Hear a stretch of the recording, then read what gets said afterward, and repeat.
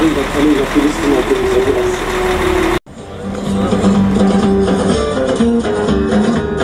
Değerli kardeşlerim, gerçekten Filistin, Mescid-ül Aksa'nın ne kadar önemli olduğunu zaten her Müslüman bilmektedir. Ancak şu anda Filistin'in yıllarca Siyonizmin ayağı altında ezilmesi ve özgürlüğüne kavuşmaması ve her geçen yıl Siyonizmin barbarca davranıp zulüm etmesi ve aynı zamanda İslam aleminin, parçalanmış İslam aleminin farklı bir şekilde ikinci bir kere parçalanma tehlikesiyle ve oyunuyla karşı karşıya gelmesi, bilmeliyiz ki bu tür sıkıntıların temelinde İsrail ihtilali, Siyonizmin varlığı yatıyor.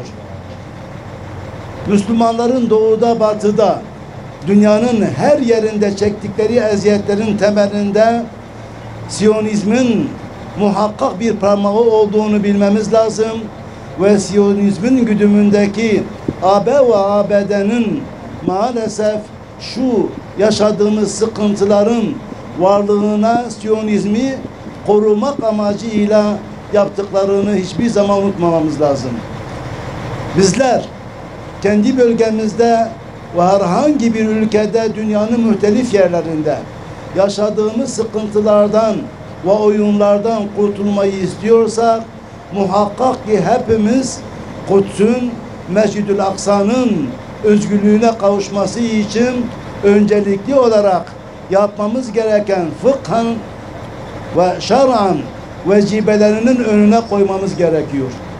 Eğer biz Müslümanlar Kudüs'ü fiili, teorik alanla sınırlı tutmadan fiili olarak yapmamız gerekenlerin önüne koyup Allah'ın emrettiği emirleri hakkını vererek yapmaya çalışırsak inşallah yaşadığımız sıkıntıların tümünün sona gelmesini ve bu sıkıntıların giderilmesine vesile olur.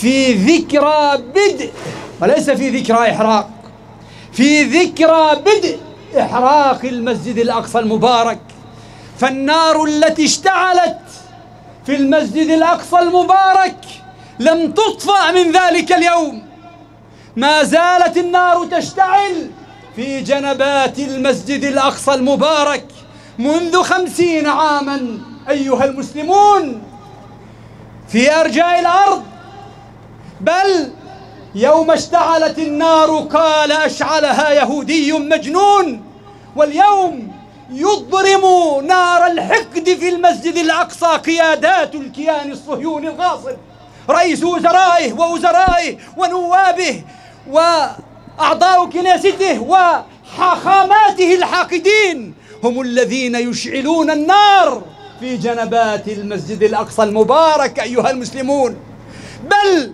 يشعل النار في المسجد الأقصى المبارك كل أولئك الذين يتسابقون للتطبيع مع الكيان الصهيوني هؤلاء الذين أصبحوا اليوم يتنادون لكي يجعلوا من الكيان الصهيوني الذي يغتصب ثالث بقاع المسلمين قداسة ليجعلوا منه حليفا وصديقا وشريكا بل ليكونوا شركاءه في الحقد والإجرام إن كل من يتآمر على المسجد الأقصى المبارك وعلى أي بقعة من أرض فلسطين وعلى أي أرض من أرض المسلمين بل من يعتدي على البشرية الآمنة هو عدو لنا نقف في وجهه ونعاديه ونخاصمه فيا أيها الإخوة إن يهلكم على أرض فلسطين وفي بيت المقدس يحاولون إطفاء نار الحقد الصهيوني والعملاء بأجسادهم وإمكاناتهم البسيطة بل يسكبون على نار الحقد دماءهم لعلها تطفئها بدل الماء الذي شح عليهم فعلى الأمة أن تكون من ورائهم وأمتنا خيرة ولئن ذهب البعض هنا أو هناك فإن هذه الأمة أمة خيرة لا تسلم أقصاها. كنت بالأمس أقرأ عن الإمام حسن البنا رحمة الله عليه عندما بدأ في حرب 48. بسم الله الرحمن الرحيم. Biz Filistin Vakfı olarak şöyle bir mesaj göndermek istedik bu konuda. Mescid-i Aksa, mübarek Mescid-i Aksa ve de Kudüs ahalisi, Filistin halkı, siz yalnız değilsiniz. Biz nerede olursa oluruz, kim olursa oluruz, biz yanındayız her zaman. İnşallah Kudüs en yakın zamanda bu İsrailli işgal bitirecek. Biz yani şöyle inanıyoruz.